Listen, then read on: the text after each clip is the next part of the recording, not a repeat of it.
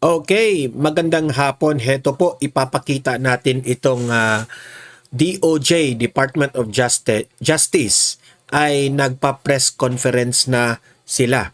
Okay, at ang pinag-usapan doon ay si Senator Bato de la Rosa na huhulihin na raw nila at sinabihan pa nila si Senator Bato na ano raw yung kung meron mang baril itong si Senator Bato ay i-confiscate na nila. Oh. So, parang ipinalabas nila na ano tawag doon? Nakakatakot si Bato.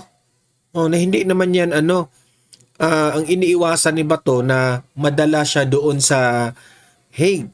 So, hindi naman harmful itong si Bato. Mamaya, panoorin natin yan kasi pati si Robin Padilla, plano na nilang idamay si Robin Padilla.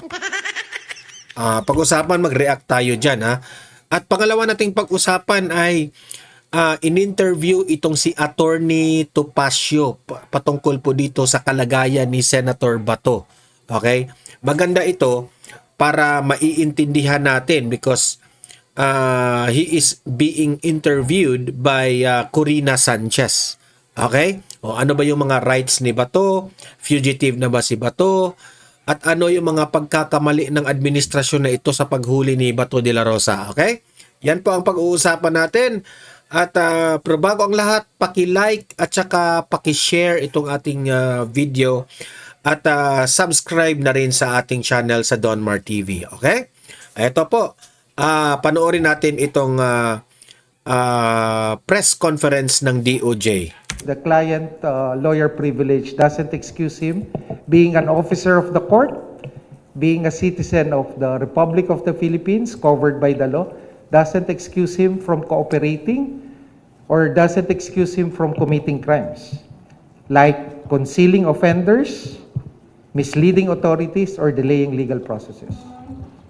Sir, what about Senator Robin Padilla? Bakit hindi po siya kasama dun sa subpoena or hinihingan po na explanation? Kasi may mga interviews na po na inamin niya na yung vehicle po ay ginamit at binabalang daw niya sa Makati si Senator De La Rosa. Which is si Robin Padilla, walang kasalanan. Wala namang warrant of arrest si Bato. Hinatid lang niya si Bato kung saan gustong magpahatid si Bato. Hinatid niya sa Makati, yun lang. Hindi naman niya, hindi naman nagsisinungaling si Robin Padilla. Okay? Hindi naman niya tinakas si Bato. Di ba? Walang kasalanan si Bato. Si Robin Padilla. Hindi naman daw siya tumulong, Pero allegedly, tingnan natin ano ang kanyang komento dyan. sa pag-escape. Exactly. Kayo na rin po ang nagsabi kung bakit hindi na namin siya tinatanong. Ang dami niya na hong inamin na ginawa niya. Inamin niya. Yun ang katotohanan. Anong DOJ? Anong kasalanan ni Robin doon? Yan ang hirap sa inyo eh. Yan ang hirap sa inyo. Nagpagamit kayo sa politika. Meaning, sir, he will be liable for... Meaning, our panel of prosecutors will study everything. Study lang pala. Studyhan pa lang nila. So wag kang magsalita ng patapos dyan. We'll study everything that based on these admissions, based Yan on ang hirap sa inyo eh. Kasi alam ninyo na si Robin Padilla hindi maka-administration. Maka-Duterte si Robin Padilla. Kaya ginaganyan ninyo ngayon. this factual milieu or factual circumstances can we lead to a conclusion that he or a person is probably guilty of a particular crime. Hindi naman po lagi kailangan tatanungin pa. Dahil may mga bagay factual na eh. Hindi raw kailangan tatanungin pa. Alam naman natin administrasyon ito. Hindi na kailangan tatanungin pa. Hulihin ka agad, dalhin sa Hague. Hindi na kailangan tanungin kasi alam naman po natin yung ginawa nila kay Tatay Digong. Hindi na nga dumaan sa tamang proseso. Yan ang Marcos. Yan ang tatak ni Marcos. Hindi na nga silent martial law ito eh. Ika nga, sabi nila, martial law na hindi nila inamin. Parang ganun raw. martial law yung mga pinanggagawa na hindi nila kiniklaim na martial law ito. Hindi tayo ang nagsabi niyan, ha? Marami po. Senator Amy ang nagsabi niyan. Sino pa ba? Sir, in the interest of, baka kasi sabihin po ni Senator Padilla na hindi po siya tinanong ng DOJ, would the DOJ be open if he reaches out to provide an explanation? Well, the Department of Justice would always be open, not only to victims or Filipinos seeking redress of their grievances. We are also open to anyone who will bring in or put forward facts and information that will help us fulfill our mandate. Tandaan niyo, ang mandato ng Department of Justice, ipakulong yung dapat ipakulong at i-exonerate yung wala namang kasalanan. Alam niyo, itong DOJ, itong DILG, itong NBI, iba na talaga ang galawan nila, no? Hindi mo maintindihan bakit nangingialam sila ngayon sa away politika, eh. Grabe. Kasi wala akong sinabi, ha, na mali itong mga ginagawa nila, na hulihin si Bato. Pero unang-una, hindi natin nagugustuhan na hindi sila dumaan sa tamang proseso. Pangalawa, the way they speak. Ang hirap nitong mga taong ito, parang nagsalita ng patapos. Kung tatanungin kayo ng media, pwede bang ang sagot ninyo, sabihin nyo, let us wait for Robin Padilla, tanungin natin si Robin Padilla, being professional. Yung style ng mga sinasabi nila, parang inakusahan na nilang si Robin na may ginagawang masama. Yan ang hirap dito sa administrasyon na ito, eh. Itong NBI, kasi hawak sila ng administrasyon, eh. Sir, be professional. Unless na wala pang, hindi pa proven na guilty yan, lahat ay akusasyon at aligasyon, you have to be neutral and be professional na tama lang. Kung tatanungin ka ng media, sabihin nyo, hindi tayo makapagsabi niyan na tinakas ni Robin. Hintayin muna natin ang investigasyon at bigyan natin ng pagkakataon na mag-explain si Robin Padilla at imbestigahan natin yan kung yung mga sinasabi ni Robin Padilla ay totoo ba. At saka natin yan pag-aralan kung talaga bang siya. Ganun ba? Yung style ninyo parang kalaban na ninyo si Robin Padilla, eh. Nagtatanong lang ako, sir, may maleta ka rin ba? Kasi nag-iba ng ipang, hindi ko maintindihan itong administrasyon na ito, itong gobyernong ito. Bakit parang talagang sinusuhulan sila? Hindi ko, hindi ako ibig sabihin na yan ang sabi kong sinusuhulan sila. Ang sa akin ba, yung mga galawan nila parang sinusuhulan. Kasi mantakin mo, gagalaw ka ba ng ganyan kung hindi ka susuhulan? Yun lang sa akin ba? Pero nagtatanong, sir, ano ba talaga? May maleta ka? I hope wala, no? Hindi, I'm not here to judge you, but nagtatanong kaming taong bayan, bakit ganyan kayo umasta kung magsalita kayo? Na parang nagsalita kayo ng patapos? I believe pa naman, sir, na hindi kayo kurakot, no? Pero I hope naman kayo, maging matuwid kayo sa mga ginagawa ninyo. Pero ang basehan lang natin lahat, datos at facts. Diba? Hope so.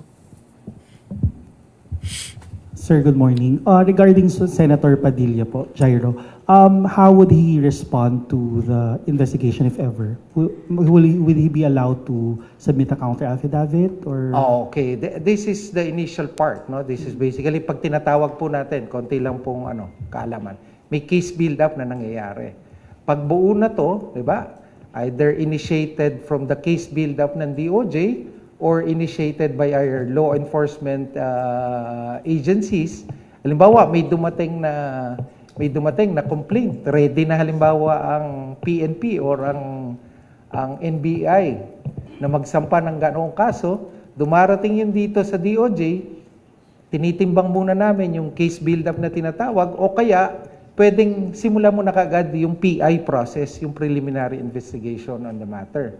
At pag pumasok na ho yung proseso ng preliminary investigation, may mga karapatan na, di ba? Ito yung padadalhan na sila ng abiso, bibigyan na sila ng pagkakataong mag-counter affidavit. Pero ina-explain ko lang on a hypothetical note, no? Kasi that's something to happen pa, no? If ever that reaches to that point, no? Still on Senator De La Rosa po, last week nabanggit po yung application for Interpol Red Notice because based on the rules, there's already a warrant from the ICC. Therefore, we can already request, or the ICC can already request for the issuance of a red notice. So ano pong update doon? Meron po ba tayo application? Ongoing po ba yun? Or ano pong details that you can provide to us? Actually, that goes in the operational matter for the ICC to pursue, di ba? So I don't want to second guess kung ano yung ginagawa ng ICC. But for the Philippine jurisdiction, the ICC arrest warrant is valid, it's enforceable, and the Philippine authorities is currently pursuing its enforcement.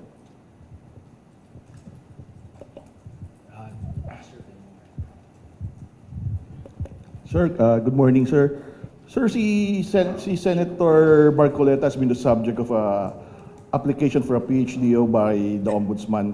Pero in reply, Oh, isa pa yan Yang kay Senator Marcoleta na plano di umanong may kaso na naman si Marcoleta. Grabe. Halos lahat ng mga kaalyado ng mga Duterte talaga. is claiming that it's just a larger plan daw to silence or otherwise intimidate the majority in the Senate. Can you comment on that, sir, yung organized part daw to persecute? By basically saying it's persecution, all these cases. On that, I cannot speculate on the particular case filed. I haven't read any document pertaining to that particular case. On second point, I completely trust the Ombudsman Boying Rimulya, our former Secretary of Justice, in his objective of cleaning the government basically and helping our society rebuild itself from all this what's happening now and make the Philippines a better society for everyone. Sir, I completely trust the Ombudsman Boying Rimulya. Sir, one follow-up. On former Representative Defensor was here yesterday, and he said the same thing, that charges are being filed against him as part of efforts to persecute those critics of the administration. Can you comment lang, sir, on that? Again, I don't like to comment further, no? Kasi these matters might later go up to me, to my level, no? But again, I would like to reiterate, the mandate of the Department of Justice is to jail or to put to jail people who should be made accountable and to exonerate those people or not. And the only basis and the only premise is fact. Diba? Kung ano yung katotohanan, mga kababayan ko. Yun lang po ang mandato. At doon po umiikot ang mandato ng Department of Justice. Granted din, Steve. Okay. Hi sir, magandang umaga po. Grant po from Bombo Radio. Sir, as of now, do we consider na magbigay o maglaan ng reward money sa makapagtuturo sa lokasyon ni Senator Bato de la Rosa? Oh, reward money. Dami yung pera Wala pong ganong konsiderasyon na tinitingnan. Kasi naniniwala Ano sir, manghingi kayo ni Martin Romualdez o ni BBM. Pakatutulungan kayo po kami. Meron pong mga pumapasok na iba't ibang impormasyon sa ating law enforcement agent na tumutulong po para pumano. Ang sa akin po ay panawagan na rin po kay Senator Bato. Diba? Siya po'y incumbent senator. Siya po'y dating chief PNP. Ako, sa tingin ko, in my own opinion, si Bato ayaw yan magpahuli. Basta alam niya na may kinaugnayan ito sa ICC. Diba? Siya po tuwing Monday po, pag may flag ceremony, alam niyo po yan sa iba't ibang government agencies, nanunumpa po kami. Diba?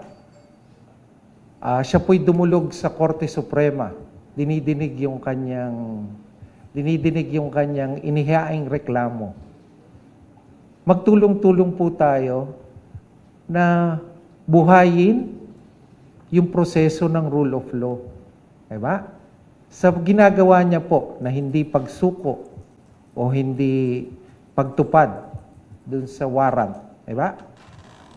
Siyempre po yung mga kababayan natin, diba? Ano ba yan? Ano bang nangyayari? Diba?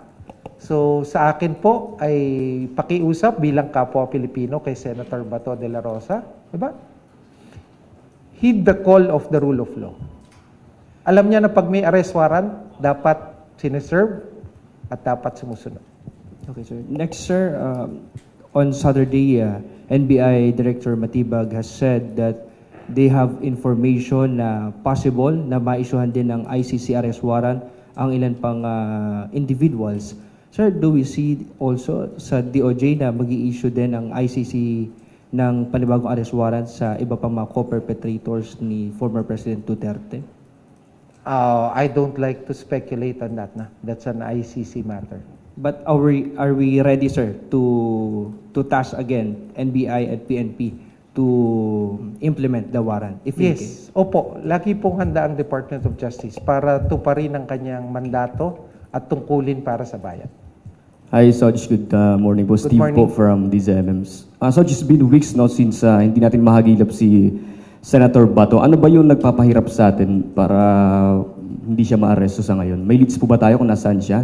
Nasa Pilipinas pa po ba si Senator Bato? Yung leads, those are operational matters. All indications that are available to your Secretary of Justice is that Senator Bato is still within the jurisdiction of the Philippines. And ano po yung nagpapahirap? Same po ba sa sinabi ng NBI na armed and dangerous si Senator Bato? Ang narinig ko lang, di ba, merong ilang mga gamit o barel na nakarehistro sa kanya, no? So we're collating that information. I don't want to speculate pero marami. Huwag kang mag-alala, sir. Si Bato, mabuting tao yan. Hindi yan gagamit ng mga ganyang bagay. Hanapin nyo lang. Magtatago yan at magtatago yan si Bato siguro, pero hindi yan harmful. Marami raw eh. So I've also asked the panel kasi may registration naman yan sa FEO eh, di ba? Kung ilang barel ang naka-issue sa kanya. Sir, last one lang. Or nakarehistro sa kanya. Hindi naman pala naka-issue. Ilang barel yung nakarehistro sa kanya. Last one for me, sir. Ano po yung reaction natin dun sa statement ng asawa ni Senator Bato na sana wag daw madala sa dahig si Senator Bato po? Again, that's a plea. I respect her for her plea. Of course, a loving wife will always plea for that for her husband. But again, the Philippine government has its mandate, no? Has its mandate. The ICC established. Ano yung sinabi ni Bongbong Marcos dati, sir? Walang karapatan ang ICC para makialam dito sa bansang Pilipinas in any way, shape, or form. Okay? Baka nakalimutan nyo yun. Yan ang hirap sa inyo eh. And it has jurisdiction over crimes against humanity. In the interest of time, we'll be calling two more people. Okay? I saw them raise their hands first, no, Camille. Ma'am, and then kayo po. Hello. Hello po. On the other matter po sa Secretary, regarding po sa missing sa Bongero, sa side po ng DOJ, recently po inamin po ng kampo ni Atong Ang o ng abogado ni Atong Ang na tumanggap daw umano ng financial aid yung mga pamilya ng biktima ng mga missing sa Bongero. Ito po ba, matuturing po ba itong obstruction of justice o ano pong next hakbang ng prosecution panel? At matutuloy pa rin po ba yung kaso o pagdinig dito sa kaso ng missing sa Bongero sakali mang hindi dumalo na yung mga pamilya ng biktima? Okay. Ganito po yung prosesong yan, no? Ang pagtanggap po ng pera o aid ay ibang usapin po. ang katotohanan pa rin ho. Nangyari o nangyari ba o hindi nangyari. Diba? Kaya nga may naririnig tayo minsan, nag-desist na ika yung ganong witness o ayaw nang humarap yung ganong witness. Pero kung ang ebidensya naman ay nagtuturo, may namatay na tao, ito ang napatunayan nagpapatay sa tao. Itong taong to ang nasabihan o naatasang pumatay sa tao. Tandaan nyo ho, hindi lang lumulubog, lumilitaw ang isang kaso dahil lang sa testimonya. May tinatawag pong object or real evidence. Na ito po yung matibay. Kasi di ba, tulad doon nung nangyari sa Senado, di ba, spekulasyon. Spekulasyon kung ano talaga nangyari. Nung gabi ng May 13, pati yung kinabukasan, ano nangyari. Paglabas ng video, pwede bang magsinungaling yung video? Diba? Kung ano rin lang yung katotohanan, yun po ang magiging ano. Yun din po ang magiging basihan. Pero ang inyo pong mga taga-usig, ang mga prosecutors po natin, patuloy po ang kanilang marubdob na pagganap sa kanilang mandato para panagutin si Mr. Atong Ang at yung iba po pong akusado sa kaso. Okay, thank you po. Good morning po, Chad Gatchalian from Billionaire News Channel. Balik ko lang po kay Bato. Di ba sabi po na armed and dangerous daw siya? Meron na bang update kung i-revoke, i-suspend yung gun licenses niya? Kasi di ba sabi na pwede rin daw maging factor yung guns niya kung huli na siya? I expect that the PNP should have done that yesterday, and I'll give a call to the PNP. Basically, there's an arrest warrant, and the PNP, gun ownership and having a license to gun ownership is not a right but a privilege. At any time, the state, the republic, should not be have its tools and its mechanisms limited. I'll talk to General Nartates about that. And I expect that it should be revoked the soonest possible time. Sir, last question po. Di ba sabi niyo po kanina may information kayo na nasa jurisdiction pa din ng Pilipinas si Senator Bato.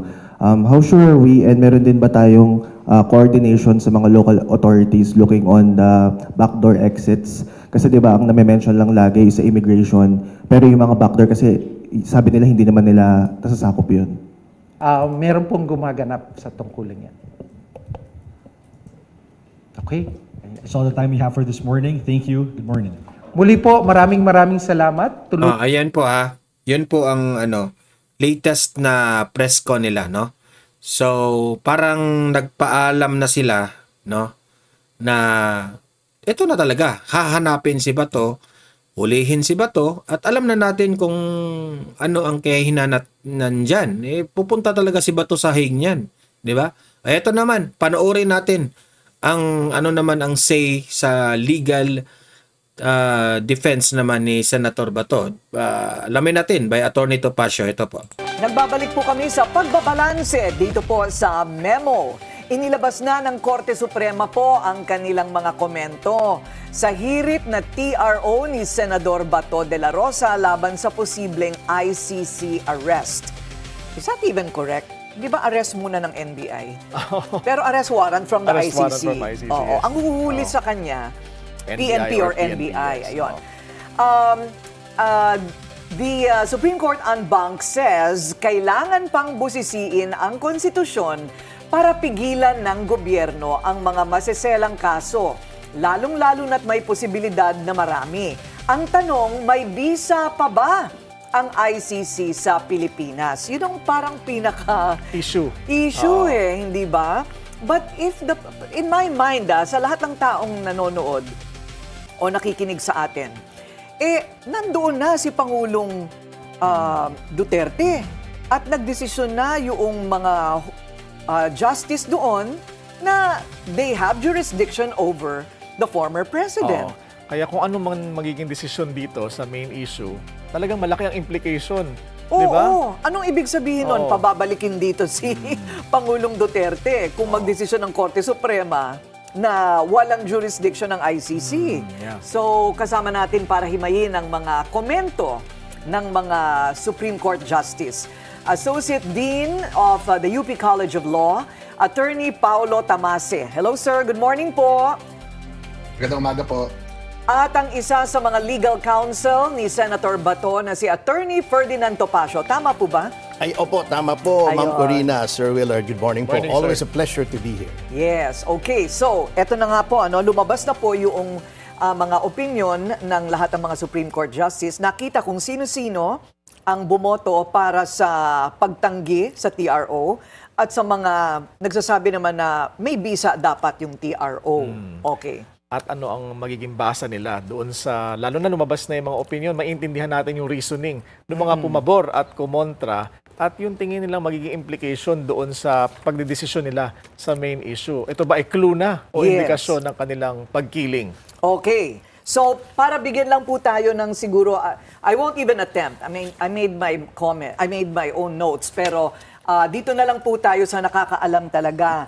Dean, for the court ruling, what is the summary? Ano po yung pinakamaikling pananalita para ipaliwanag kung bakit hindi po kinatigan ang TRO? So base po doon sa resolution ng korte, no, very narrow po kasi yung inilabas nila na denial ng TRO. So mayroon pong 4 na requirements ang isang TRO sa ating batas. Una po ay yung clear legal right, na malinaw na karapatan na tinatamasa ng individual na nag-a-apply for the TRO. Pangalawa ay material invasion, mayroon po talagang paglabag doon sa karapatan na iyon. Pangatlo ay clear urgency and an due to an irreparable injury. So mayroon pong pagmamadali na kinakailangan upang maiwasan yung isang damage doon sa partido na hindi na pwedeng ma-correct or maibayaran.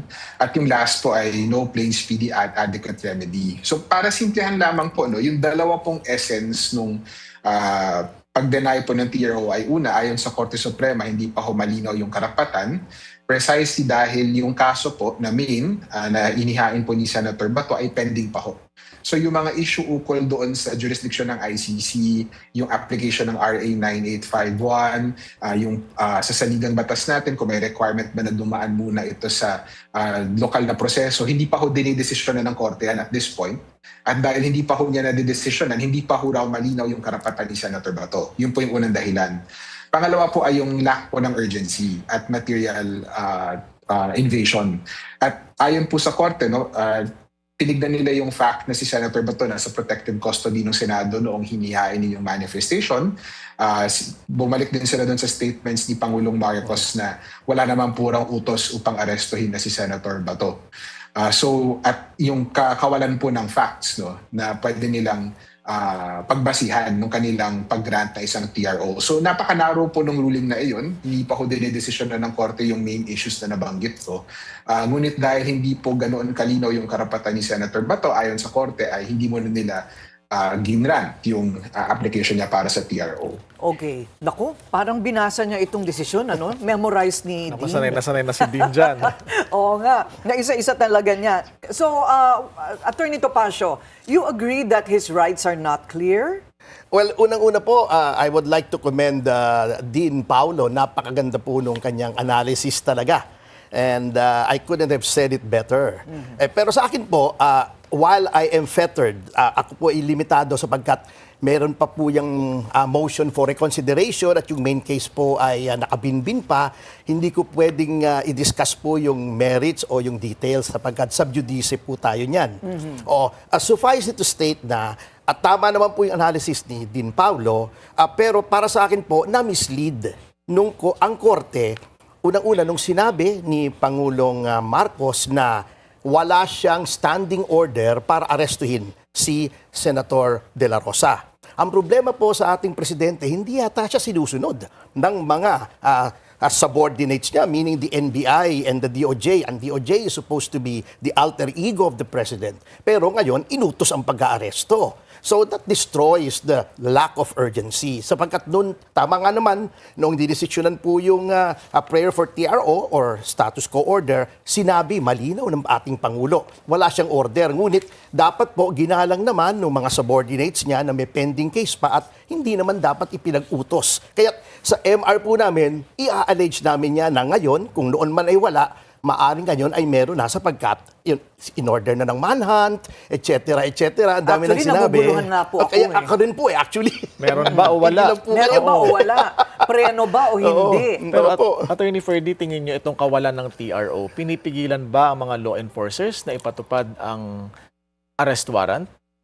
Para sa akin po, ang makapag-implement lang fully nung arrest warrant ay kung sasabihin na pwedeng ang warrant ng ICC ay implement directly dito sa Pilipinas without bypassing the local courts in violation of the due process clause and the yung inviolability ng person, places, houses, and effects against unreasonable searches and seizures na nasa konstitusyon, yun po ang pwedeng maging ruling at yan po ay kailangang hintayin yung main case. In the meantime, a becoming modesty and the appropriate respect should be accorded by the executive to the judiciary while the case is still pending. So, ito po ba ang parang pinakabuod noong dissenting opinion? Nabasa na po ninyo yung sa Supreme Court decision? Opo. Yes. Oo. Ang para sa akin po, ang bottom line ng mga dissenting opinion ay aanhin pa ang damo kung patay na ang kabayo. Ibig sabihin, kung maaaresto si Senator De La Rosa at tulad nung nangyari kay Pangulong Duterte, ay biglaan na lang without affording him any judicial recourse ay dadalhin sa Hague, magiging moot and academic na po. So, para sa kanila, the court should rather err on the side of individual liberties and the protection of the Bill of Rights. Kasi nakasulat dito, Willard. Pangalawa sa kanilang pangalawa sa pag-enumerate sa dissenting opinion, Section 17 of Republic Act 9851 is unconstitutional. You agree?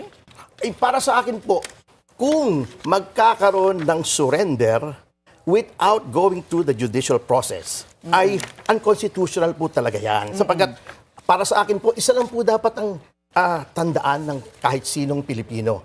Nakalagay po sa Sections 1 and 2 of Article 3, no person shall be deprived of life, liberty, or property without due process, and no warrant of arrest should issue except upon an order of a judge after personally determining probable cause and after examining the complainant and the witnesses he may produce. At ang korte po, yung judge na sinasabi po sa Bill of Rights, is none other than a judge of a court in the Philippines sapagkat nakalagay sa Section 1, Article 8 ng ating Constitution referring to the judiciary, judicial power is exercised by the Supreme Court and such lower courts as the law may create. Yan lamang sinasabing judge, a judge sa Pilipinas, no other judge, no other court. Dean Paulo, saan po kaya sa inyong pag-aanalisa nanggagaling yung kalituhan tungkol sa aarestuhin na ba o hindi pa? Well, una po, yung kalituhan po nanggagaling din siya dun sa hindi naman po ganun kadali itong kaso na ito. At hindi ko sinasabi na wala pong batas na nag-a-apply, but more of, nag-i-interact po kasi yung dalawang mahalagang sistema. May international system ka po on criminal justice, mayroon din namang domestic principles natin. So, agree ako kay Attorney Ferdy na mayroon talagang provisions sa Article 3, Section 2 na nagsasabi na walang warrant na pwedeng mag-issue except through a judge. No? So, and I think ang nagkakatalo po ay kung yung huwes po ba na iyon necessarily means a Philippine judge or a domestic judge. I think kung titignan natin yung mga komento, yung opinions ng mga mahistrado kagabi, yung isa pong sagot dyan na potentially ay galing doon sa concurring opinion ni Justice Singh. According po kay Justice Singh, kailangan tignan po yung Article 3, Section 2, yung warrant requirement sa mas malaking konteksto noong International Criminal Court System.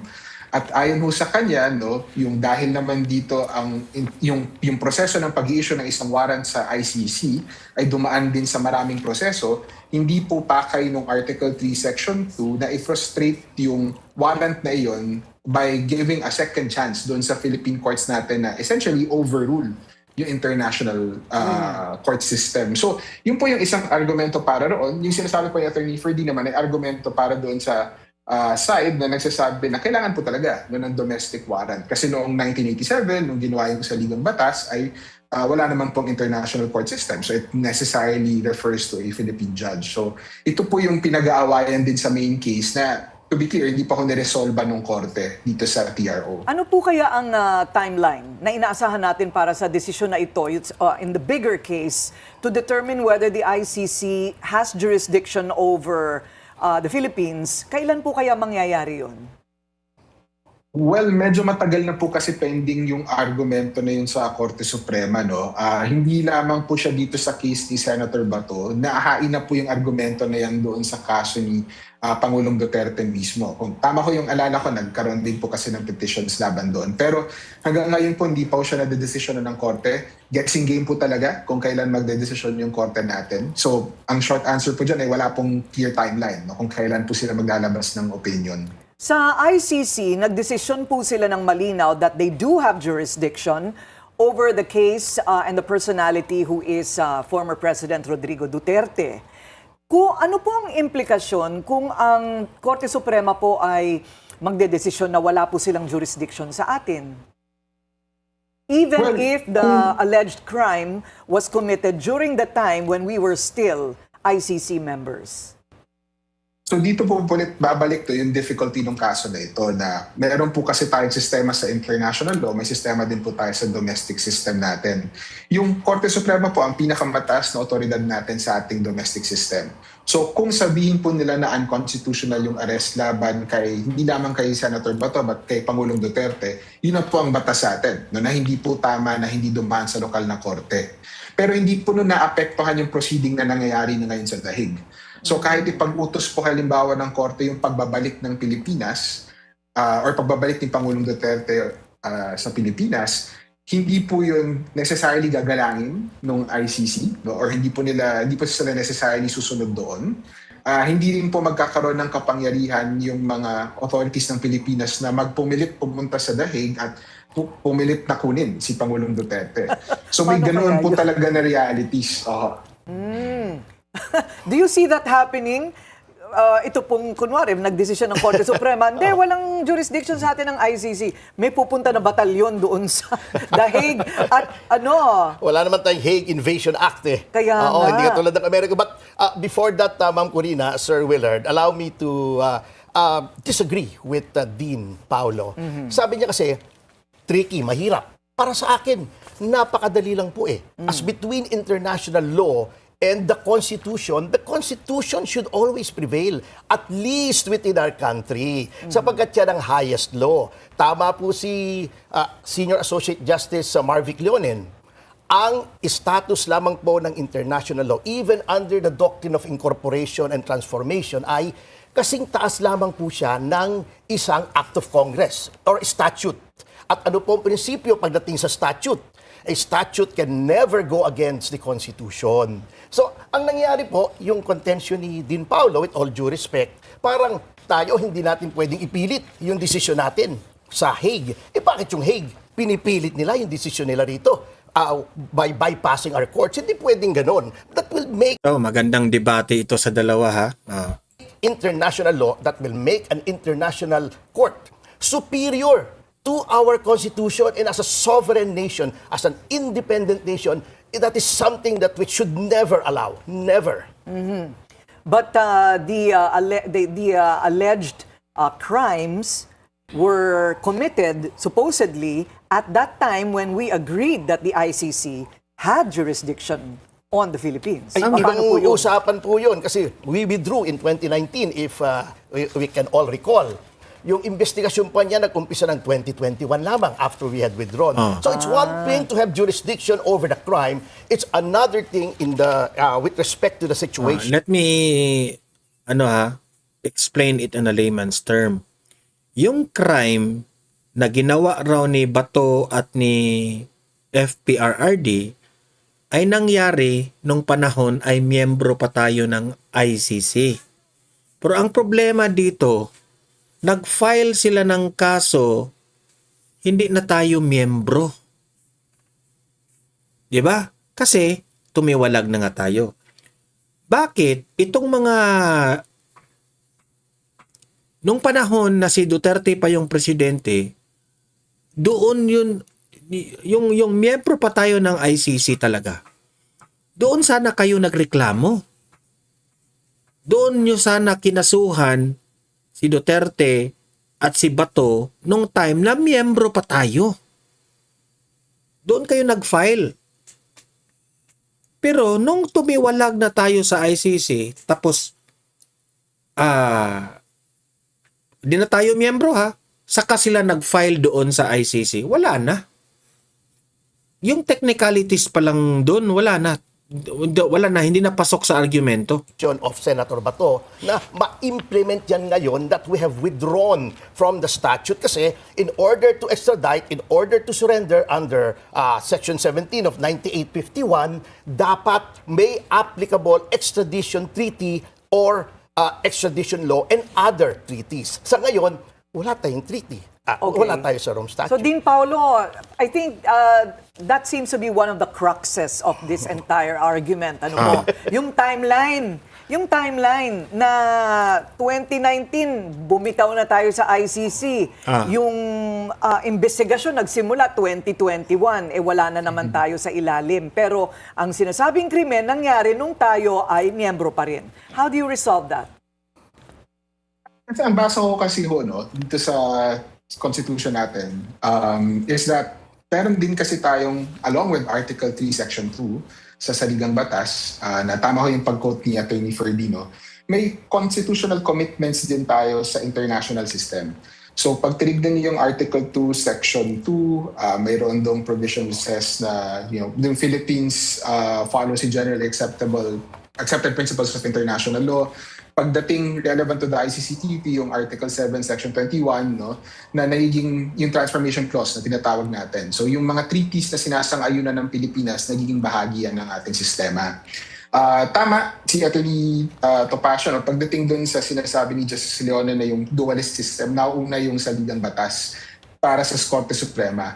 Pero I think precisely yung possible na interpretation doon ay nasa Saligang Batas natin mismo yung pag-subscribe dito sa international commitments natin. And I think pagdating po kasi dun sa ICC investigation, mayroon po talagang provision doon na bagaman mag-withdraw po yung isang bansa, bound pa rin po siya to comply yung residual obligations niya doon sa ICC, kabilang doon yung investigasyon sa mga nangyaring international crimes habang partido pa siya doon sa Rome Statute.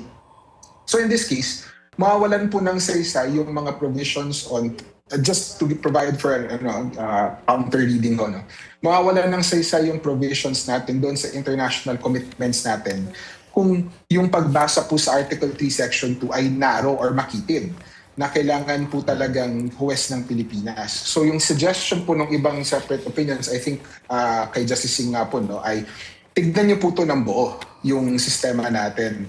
Na kung mayroon na pong international system na may international criminal process tayo, bahagi po nun yung pagbabasa or bahagi po ng pagbabasa ng Article 3, Section 2 ay pag-unawa na may ganoon po tayong sistema. At ang core po kasi ng provision dun sa warrant requirements sa ating Saligang Batas ay huwag lang yung basta-bastang pag-aaresto, kailangan dumaan sa proseso. And I think yung opinion po na yun says na may proseso naman po, hindi sa harap ng mga korte natin, pero proseso ito na bahagi ng ating sistema dahil kasama nga tayo dun sa international community.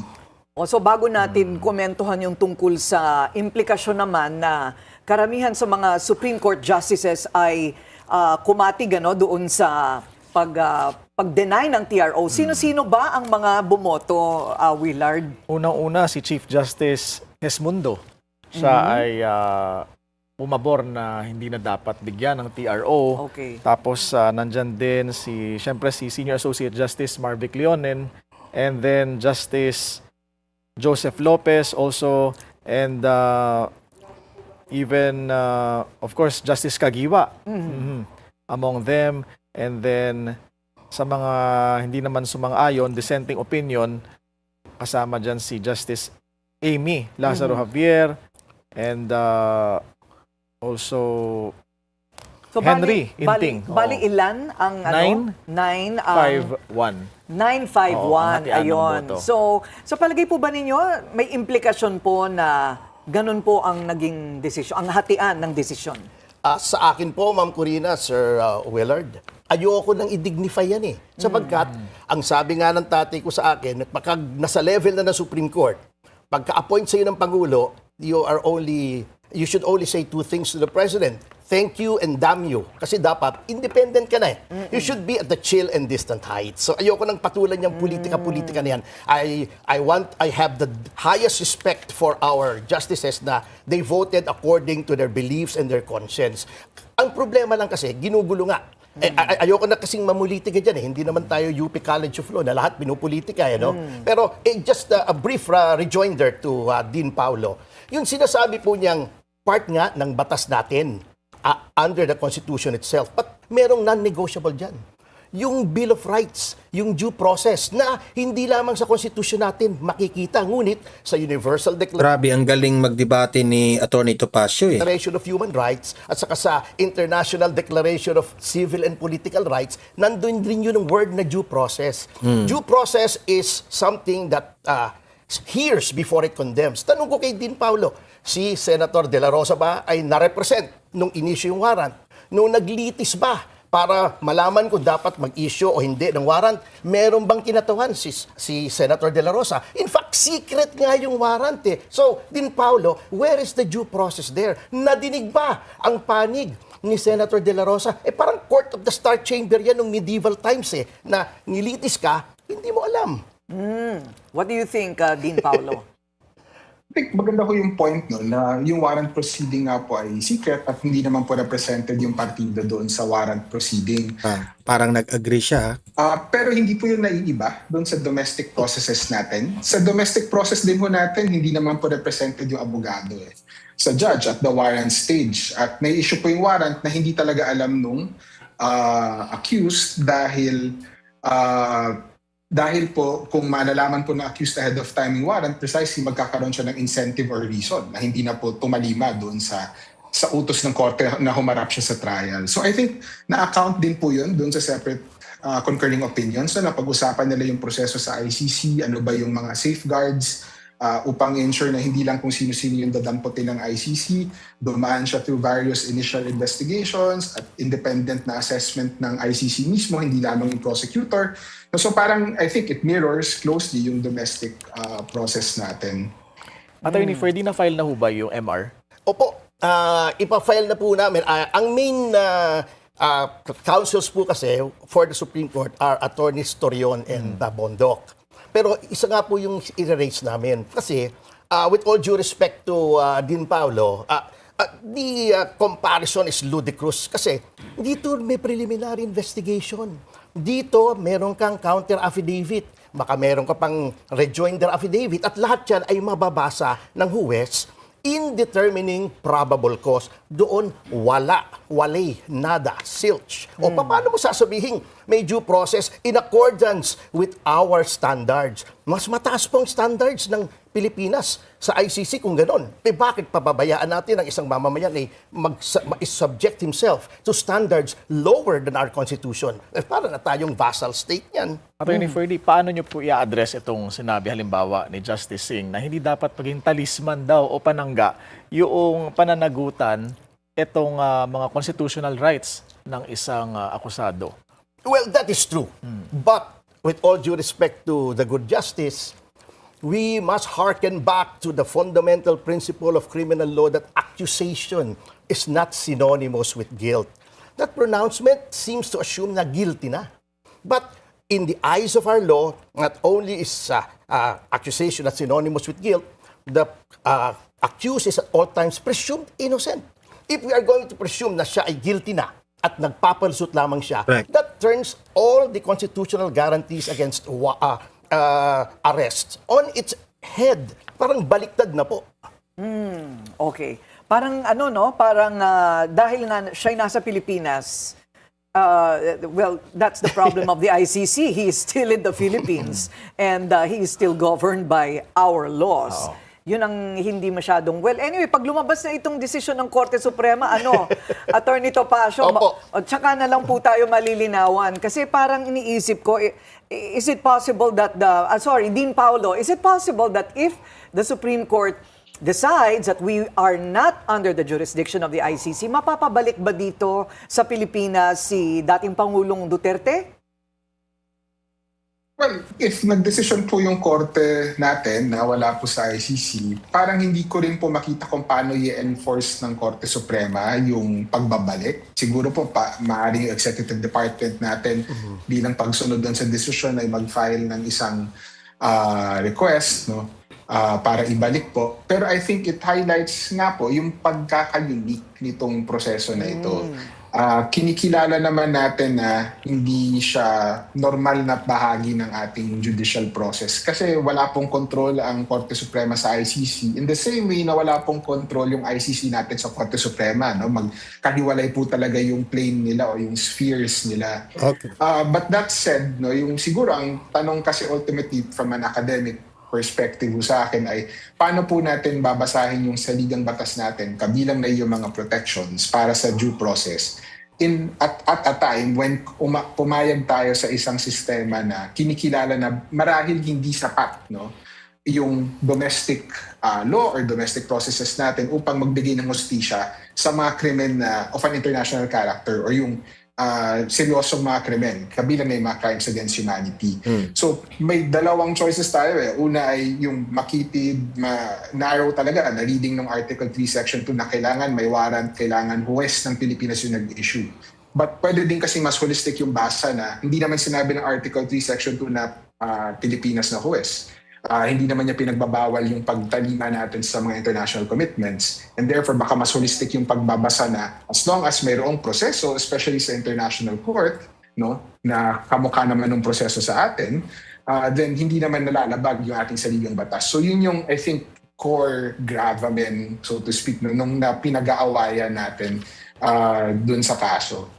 Kanina naitanong na ni Corina kay Dean Paulo kung yung timeline sa kasong ito. Pero para sa inyo po, Attorney Ferdy, how urgent is this case? Kumbaga, how soon should the Supreme Court decide on the main issue? I would not be so presumptuous as to second-guess the highest court. Sa akin lamang, I know that our honorable justices appreciate the gravity of the situation, the importance of the issues before them, at in its own good time, I'm sure that they will come up with a reasoned and just decision. Oo, because pending that decision, nagkakagulo tayo dito. Kanya-kanya tayo ng highlights. Kanya-kanya tayong stabilo. Ayan, parang hindi natin nalo maintindihan. Maraming salamat po sa inyong oras, Attorney. Okay, so yun po, no? Masabi nating technical talaga, no? Because ika nga, sabi nila, hindi po magkatugma yung dalawang justice system ng ICC at Pilipinas. At kung sakali man, na-mention man na kung sasang-ayunan yung petisyon ni Kitty Duterte, no, sa Supreme Court na hindi po tama yung proseso sa pagdakip ni Tatay Digong, ayan, marami pa, di ba? So kung sabihin ng Supreme Court na yes, ano yun, hindi tama yun at dapat ibalik si Tatay Digong dito sa Pilipinas, no? Dapat ibalik. Yan ang malaking technical na dapat pag-usapan ng argumento kung papayag ba ang ICC o ano man yung proseso, rerespetuhin ba ng ICC yung ating Supreme Court dito, 'di ba? Yan ang malaking usapin. But anyway, guys, you heard it by the two lawyers, no? Attorney Paulo at si yung UP attorney at Attorney Topacio. So, libre kayo mag-comment, mag-react. Babasahin natin inyong komento sa comment section. Paki-like, paki-share, guys, at sa mga hindi pa nakasubscribe, subscribe na po kayo. Okay? See you in my next video. Have a great day. Have a great night. God bless po sa ating lahat. Mabuhay ang Pilipinas and God save the Philippines.